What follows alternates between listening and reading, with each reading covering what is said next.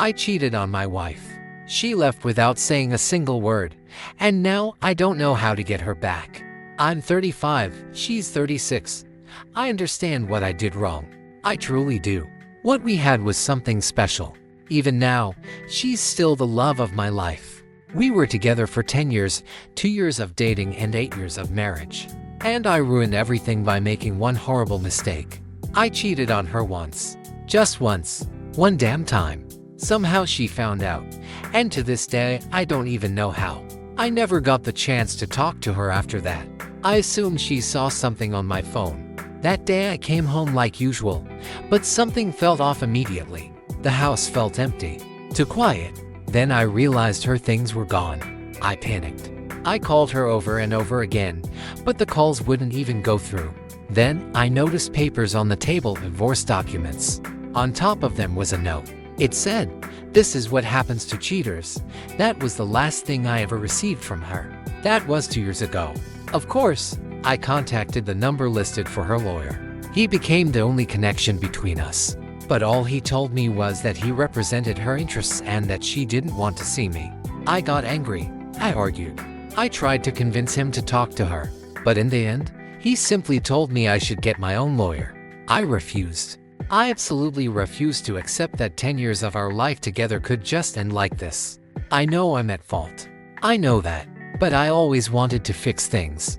I truly believe that if she gave me a chance, I could make her fall in love with me all over again, the same gentle, unique woman I met more than 10 years ago. I know I could earn her forgiveness. Couples survive things like this all the time. Why couldn't we be one of them? Why was I thrown away like trash after 8 years of marriage because of one mistake? I didn't deserve this level of coldness. I haven't seen her or even heard her voice in 2 years. 2 years without being able to see or speak to the person you love more than anyone in the world feels like a punishment that's far too cruel. This situation destroyed me emotionally, mentally, and even physically. I started drinking in healthy amounts, barely eating for weeks, barely sleeping. I became a shell of a person, just existing on autopilot. I wanted to die, and the only thing keeping me alive was the hope that she would come back. My therapist says the hardest part is not having closure, because your brain refuses to accept that it's over. You keep waiting for the knock on the door or waking up expecting them to be there. The divorce was finalized over a year ago, and honestly, I didn't make it easy. I didn't want the divorce at all, and I still don't understand how we even managed to go through with it. I asked her to try couples therapy, but she refused. According to my lawyer, her lawyer suggested she attend at least a few sessions. She refused that too. The whole process dragged on, but eventually the divorce went through. There are no words to describe how it felt, like a part of me was ripped out. I know I hurt her. I know I failed her. But don't we all deserve a second chance? When the pain became unbearable, I finally started therapy. But my therapist refuses to give me advice on how to get her back. He's focused entirely on helping me move on. He suggests meeting new people, going on dates. I don't want to. At this point, I'm not even interested in intimacy anymore. Then, a few days ago, something happened that completely broke me. I was at home with my friend, let's call him Nick, drinking beer. We were both pretty drunk. I started talking about my wife. He said, "You need to try harder to forget her. She's already moved on and is living a happy life. You should do the same. You can't stay stuck in this self-pity forever." Something about the way he said it hit me, not the message itself, but the confidence behind it. Like he knew for a fact that my wife was happy and had completely erased me from her life. How would he know that? I got angry and started pressing him for answers. He refused to talk. I kept pushing.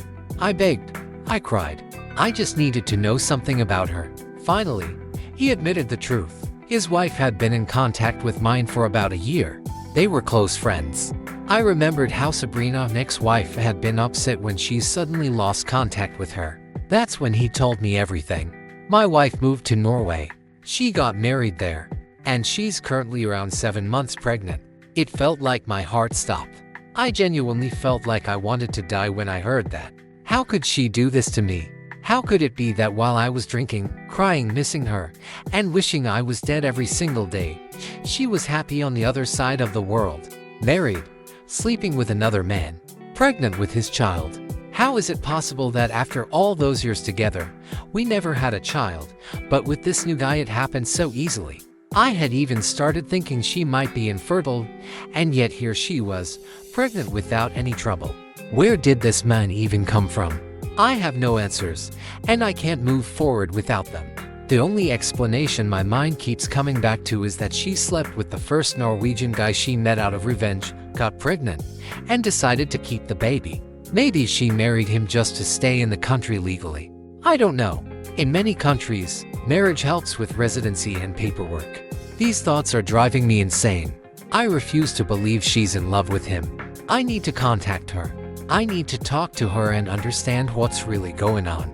She's acting like our 10 years together and 8 years of marriage meant absolutely nothing. I need advice on what to do. I feel like I'm boiling from the inside. I want to go where she lives and find her, but how? I don't know what city she's in. I don't know her address. I don't even have her phone. All her social media is locked. Her family is small. They live outside my country, and every single one of them has blocked me. I'm completely lost. I don't know what to do. I still want her back, even pregnant. It feels like I'm stuck inside a nightmare and desperately need to wake up. After that night, I couldn't sleep at all. Every time I closed my eyes, I pictured her with someone else. Her smiling, her happy, her carrying a child that wasn't mine. I kept replaying our entire relationship in my head, searching for signs I might have missed. Was she already emotionally gone before I cheated? Was she planning to leave anyway? Or did I really destroy everything with one stupid decision? The next morning, I woke up with a pounding headache and a chest so tight I thought I was having a heart attack. I called my therapist and asked for an emergency session. I told him everything about Norway, the pregnancy, the marriage. He listened quietly and then said something that made me snap. He said, "This confirms that she has moved on. You need to accept that you no longer have a place in her life." I lost it. I told him he was wrong. I told him that people don't just erase 10 years of love like it never existed. I said she was acting out of pain and anger, and that this whole situation was probably temporary. He asked me a simple question: what would contacting her actually change? I didn't have an answer. I just know I need to hear her voice. I need to see her face. I need her to look at me and tell me it's really over. Instead of helping, therapy only made me feel worse. I stopped going. I stopped answering calls from friends. I barely left my apartment. Days blurred together. I'd stare at my phone for hours, scrolling through old photos of us, rereading messages from years ago, analyzing every word. I became obsessed with the idea that she couldn't truly be happy, that this new life was built on lies, impulse, and revenge. I even considered flying to Norway. I looked up flights. I researched immigration rules. I thought about showing up unannounced, just to see her from afar if nothing else. But the reality hit me quickly. I had no idea where she lived. No address, no city, no workplace. She had erased herself completely from my life. It was like she had died, except she was still alive and building a future without me. What hurts the most is knowing that if the roles were reversed, I would have at least talked to her. I would have screamed, cried, blamed her, demanded answers, anything. But she chose silence. That silence feels more painful than any insult or argument ever could. It feels deliberate, like she wanted me to suffer. And the worst part is that it's working. I keep asking myself if I deserve this. Yes, I cheated. I own that. I regret it every single day. But does one mistake really justify erasing a person completely? Erasing a marriage? Erasing 10 years of shared memories, plans, dreams?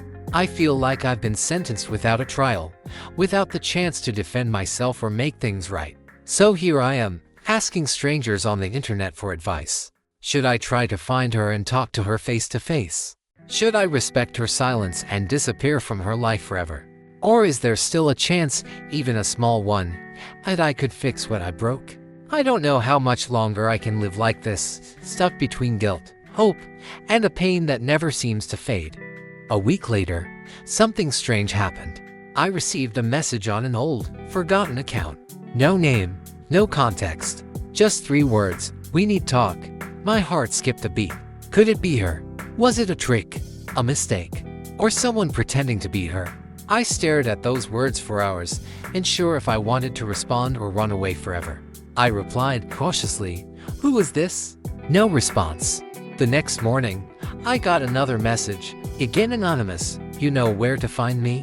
Panic and curiosity collided. I didn't know whether to feel relief or terror.